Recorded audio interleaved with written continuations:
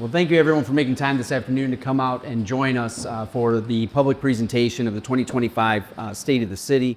We've already had the opportunity to present this to City Council. They get first crack at it, as is fitting in respect for their office. But I appreciate everyone coming out today. Friends and neighbors, it is with gratitude to the giver of all good gifts that we usher in 2025, and we look forward to the work that's ahead of us this year. We look to the divine throne whose foundation is righteousness and justice as we commit to serving this city by walking in truth and mercy in our daily work.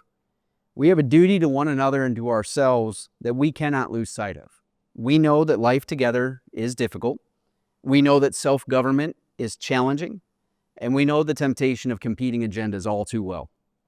But we also know that we are the ones who are up to the task of working together to leave this city better than we found it to our children and grandchildren. Much has been given to us by those who have gone ahead of us, and much will be demanded of us by the present day. Life is complex, it is intense. The political and social energy of today is often draining, especially as a new president and a new governor promise major disruptions. And after all, there is a lot that needs reformed at all levels of government and other sectors in society. These disruptions may very well offer that opportunity. But that said, it will require each of us to not lose sight of that most sacred of duties, to serve and love our neighbors as we would seek to be loved and served. The reform of society in the public square must be geared toward the common good for all residents if it's to be a worthwhile venture. In accordance with this highest ideal, we commit ourselves daily towards serving the city we call home and the family, friends, and neighbors that make it home. Truly, there can be no better time than the present to leave this place better than we found it. And I am grateful to serve alongside of a team of leaders who continue to grow in their effectiveness as public servants. In 2008, the city's workforce was 177. In 2024, we did even more work with 138 staff members. As we enter 2025, I will continue to be guided by a commitment to ensuring our employees have the tools, training, and accountability to do the work well and go home safely at the end of their shift. These investments increase our productivity. And I am grateful to work alongside of a city council that understands and often leads the way in ensuring our staff are competitively compensated for their work. In reviewing the 2024 annual reports, here are a few highlights and accomplishments from each department this past year. Fire Chief Tony Johnson and our firefighters received a new engine to ensure 2 reliable frontline platforms. Their service calls increased by about 6% last year from 1,473 to 1,567. And of last year's calls, about 70% of those were rescue and medical calls. Architectural firm Shive Hattery was selected to begin designing a new station for our firefighters. And the training highlight in 2024 was certifying 34 hazmat technicians to be well prepared to handle whatever may come our way. Police Chief Corey Boxell and his leadership team at the Huntington Police Department continue to protect and serve every resident in our city. As both new and experienced officers implement technology to strengthen investigations and solve crimes faster, we remain committed to the basic principle that our number one asset is our roster. New Officer Abigail Fullerton graduated number 1 in her class at the Academy this year. We also partnered with Huntington County Community School Corporation and Huntington County Sheriff's Department to expand the School Resource Officer program. As seasoned officers retire, our recruitment process continues to integrate quality hires into our ranks. Our Department of Public Works and Engineering Services worked extremely hard this year to keep major projects in both the public and private sector on schedule. Construction of long-term control plan projects 7, 8, and 9 continued throughout 2024, with significant progress made on project 7 and 8 and completion of project 9. The reconstruction and reopening of LaFontaine Street, LaFontaine, provided significant relief to traffic congestion. The reconstruction of Division Street was pushed back to 2025 due to issues with utility relocations by AT&T and Comcast. And meanwhile, the Cottage, Park, and Jessup neighborhood project commenced to fulfill a city plan and promise from 1972 to mitigate stormwater in that neighborhood. The department also oversaw paving just under 5.5 miles of city streets and alleyways. Director Bryn Keplinger and the team in community development and redevelopment continue to see strong growth throughout our city. The value of permitted construction projects in 2024 was around $30.9 million, a 50% increase from 2023. 52 new residences were permitted in 2024 at an average value of $209,000. The Destination Downtown Master Plan was adopted by Council in April, and served as the foundation for both the city's lease revenue bonds issued in this fall, as well as Community Foundation's successful application for $4.8 million from the Lilly Foundation for downtown improvements. Street Superintendent Tim Bischoff and his team in city services are the ones who are responsible for Huntington's 95 miles of streets and 25 miles of paved alleyways. Our community owes our street department a great deal of thanks for coming in at all odd hours to ensure the streets remain clear. Their hard work also helps us prepare for severe weather by keeping stormwater drains clear and applying brine to high traffic areas before winter storms. Street employees also were responsible for just under 8 miles of crack sealing preventative maintenance on our roads. City Utilities Distribution Superintendent Nate Getz has done a good job of training new hires to fill roster holes in the department. He and his team work closely with both the street and engineering departments to continue improving the city's water and wastewater distribution systems. In addition to typical duties, 2024 was the year the team built our lead service line inventory in compliance with federal law. M.E. Simpson surveyed 60 miles of water main on our behalf and identified 26 hidden leaks that our team then repaired. The repairs in this instance saved city ratepayers almost $30,000 annually. The contract with M.E. Simpson also includes inspecting 47 large meters and repairing the 5 that failed that testing. Additionally, the distribution team performed like rock stars in addressing 6 simultaneous water main breaks on the 4th of July caused by a semi-truck taking out a fire hydrant downtown, creating a water hammer effect. With the ability to inspect those mains up close and personally during the repairs, we have decided to include those water and wastewater projects in the downtown improvement plan as well.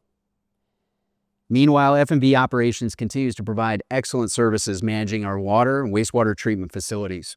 While the city maintains ownership of those assets, F&V ensures full compliance with the Indiana Department of Environmental Management regulations and handles routine maintenance of those facilities, including implementing new standards for CSO4 treatments at our wastewater treatment plant that went into effect last April. The annual costs for the operations contract are significantly lower than if the city utilities took that role over again themselves. F&V's leadership is also helping the city think through opportunities to lower our operational costs further through on-site power generation. This is especially critical as we work with Lockmuller Engineering, Baker Tilly, and the Indiana Finance Authority to identify a financing strategy and designs to replace lead service lines throughout the city and the city's South Water Treatment Plant that's been in operation since 1959. In fact, it's old enough to retire and collect Social Security at this point.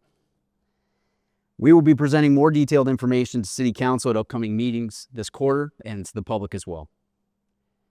Parks and Recreation Superintendent Steve Yoder and his team had a very busy year. We were excited to cut the ribbon on a new inclusive park design at Drover Park and to work with volunteers to install new equipment at Hyers Park. The historic stone race preservation project was completed in Memorial Park in cooperation with Bryn and Adams' offices as well. And we also got to cut the ribbon on the new Erie Trail connection. And we also saw an entirely volunteer-driven installation of a replica of the National Iwo Jima Monument in Memorial Park. Our volunteer coordinating efforts overcame transition challenges to see over 99 volunteers contribute over 2,700 hours to their neighbors, including the return of our annual cleanup walk down the section of the Little River. I especially want to highlight the contributions of Faith Community Church and New Life Ministries missions groups that helped us to turn over the sand at Elmwood Volleyball Court. That sets the table for us to be able to bring back a great warm weather activity in that park for all of us this next year. And meanwhile, Megan Thompson continues to create new and innovative programming to engage people of all ages and help them to enjoy our parks. We saw over 1,000 attendees at the Daddy-Daughter dances and the Mother-Son extravaganza this past year and hosted over 1,500 children through the Spark program this summer, thanks to the great program directors that step up for that. Meanwhile, often behind the scenes, Director of Operations Annette Carroll continued to guide and direct improvements to citywide policies and procedures. And her diligent work with departments on hiring, compliance, and safety training has helped us control cost increases for healthcare and property insurance while still providing competitive benefits. As you can see, 2024 was a busy and productive year for our city, and our work in 2025 is well underway as well. As we solidify the plans for 2024 and we work forward on implementation, my resolve remains to keep believing in and working for a better Huntington.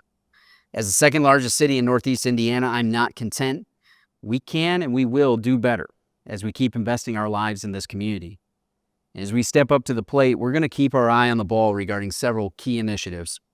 We have a tremendous opportunity to redevelop our downtown through public and private partnerships.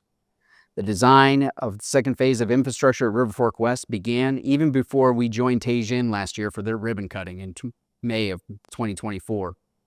The local board that was formed to lead our efforts to launch a Southside grocery store is making good progress navigating securities law. Though I do have to acknowledge that we will not meet my campaign goal of March of 2025. City Council's authorization of the 2024 lease revenue bonds allows us to remodel City Hall, to renovate downtown streetscapes, make major improvements at Memorial Park, extend our trail system, and explore opening a community pool. And I especially want to thank and give credit to our City Council members and our Clerk Treasurer. Their questions, experience, feedback, and accountability sharpen every idea that my team brings to them.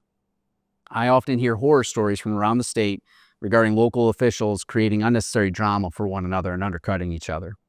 And that distracts from the real purpose of public service. We may not always agree on the details here in Huntington, but we all remain committed to delivering continuous improvements and better results for city residents. Running hard after these opportunities won't distract us from our practical, diligent approach to solving problems impacting our residents and local businesses. We'll also redouble our efforts to get accurate and timely information into the hands of residents. As we work together, I reaffirm my annual promise to all of you. There will be bumps and bruises along the way. Anytime humans are involved, we can count on misunderstandings and failures to communicate. We have also seen the benefit of what comes from practicing humility and graciousness in our discourse and actions with one another. So thank you for joining me in that work, because our lives and our future depend on it. So let us take up the work of serving alongside of one another as we seek to make Huntington a city we are all proud to call home. Thank you again for your time today.